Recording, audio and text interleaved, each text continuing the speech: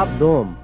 फिर तीसरे दिन कानाए गलील में एक शादी हुई और यीशु की माँ वहां थी और यीशु और उसके शागिर्दों की भी उस शादी में दावत थी। और जब मैं हो चुकी तो यीशु की माँ ने उससे कहा कि उनके पास मैं नहीं रही। यीशु ने उससे कहा, ऐ औरत, मुझे तुझसे क्या काम है? अभी मेरा वक्त नहीं आया। उसकी माँ ने खादिमों से कहा, जो कुछ ये तुमसे कहे वो करो। वहां यहूदियों की तहारत के दस्तूर के मुआफिक पत्थर के 6 मटके रखे थे और उनमें 2-2, 3-3 मन की गुंजाइश थी। यीशु ने उनसे कहा, मशकों में पानी भर दो। बस उन्होंने उनको लबालब भर दिया। फिर उसने उनसे कहा, अब निकाल कर मेरे मजलिस के पास ले जाओ। बस वो ले गए।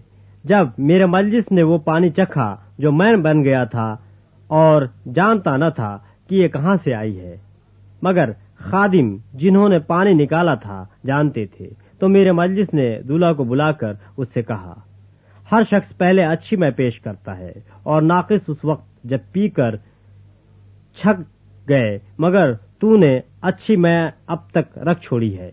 ये पहला मौजज़ा यीशु ने कानाए गलील में दिखाकर अपना जलाल जाहिर किया और उसके शागिर्द उस पर ईमान लाए। इसके बाद वो और उसके माँ और भाई और उसके शागिर्द कफरनहूम को गए और वहां चंद रोज रहे। यहूदियों की ईद फसल नजदीक थी और यीशु यरूशलेम को गया।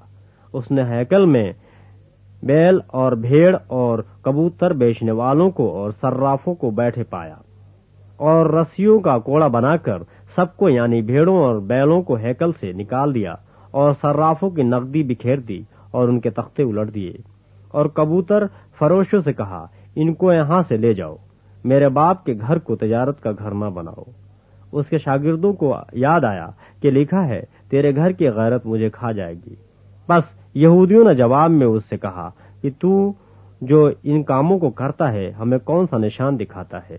यीशु ने जवाब में उनसे कहा कि इस मुकद्दस को ढा दो तो मैं उसे 3 दिन में खड़ा कर दूंगा। यहूदियों ने कहा, 46 बरस में यह मुकद्दस बना है और क्या तू उसे 3 दिन में खड़ा कर देगा? मगर उसने अपने बदन के मुकद्दस की बाबत कहा था।